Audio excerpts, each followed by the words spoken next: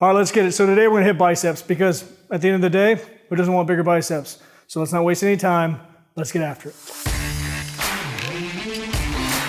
I've had a couple of people comment and say there's no way he changes the workout every single time. If he did that, you wouldn't get results. Well, truthfully, I change it every single time because I got shiny object syndrome. So I need something new and fresh to kind of keep me excited. So I treat the gym like a lab. I go in there and just start trying stuff. If I don't like it, I just shit can it. If I do, I keep it in the rotation, store it in the back of my head and just pull it out every once in a while. So can you get results doing that? Absolutely. All right, so we're starting out with a seated rope curl with a 45-degree lean. Now, since this is the first exercise, that first set, I'm gonna do it a little bit differently. I'm gonna sit nice and tall, shorten the range of motion, just push a ton of blood in there because I just wanna warm it up, right? Kind of cold, I gotta grease it up, so I'll just start pushing blood. That first set won't even count for me. Then I'll lean it back 45 degrees, and the biggest thing on these is actually pronating and supinating those hands. So as you're going down, pronate, put those hands, palms towards the floor. As you're coming up, rotate, palms towards the ceiling, and really exaggerate it, squeeze, and try to hit that brachialis. It's a nice slow movement, and you'll see me do this if you want to try it as well. As you're coming up, lean forward into it. That'll just make that contraction even worse.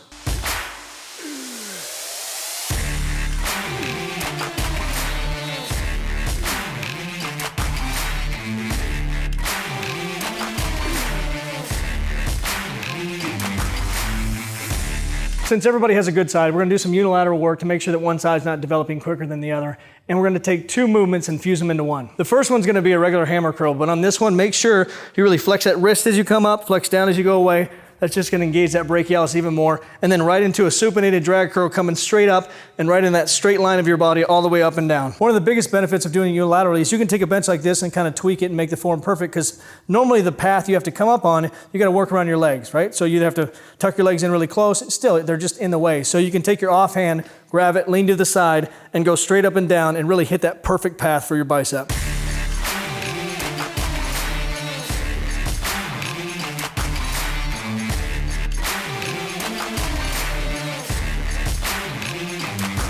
All right, so we're finishing up with one of my favorites, the seated cable curl. Now, the reason I love this one is because you can really overload those biceps and not worry about your shoulders jumping in, and it's a real short range of motion. So it's literally just gonna sit there and contract. If you can't do it, it's because your bicep can't do it. And the way we do it is by sitting nice and tall, and it's really just like, if you haven't done these before, it's gonna look like you're doing a row, or if you do rows like this and you do them incorrectly, it's gonna look just like your row, but basically it's a row for your biceps. So all you're trying to do is create a straight line from your hands to your shoulder, pulling straight in and flexing those biceps. And I'm still doing sets of 20 here, because what I mean by overloading and using heavy weight here is, for example, if I was doing a straight bar curl and doing a set of 20, at some point, still unconsciously, my shoulders would jump in throughout the movement. So with these, since we cut down the range of motion where it's just that portion where the biceps are working, we can put more weight on those biceps for a longer period of time without anything else jumping in.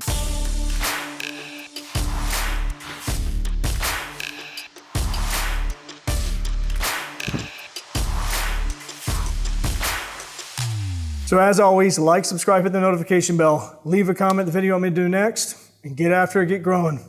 I'll talk to you soon.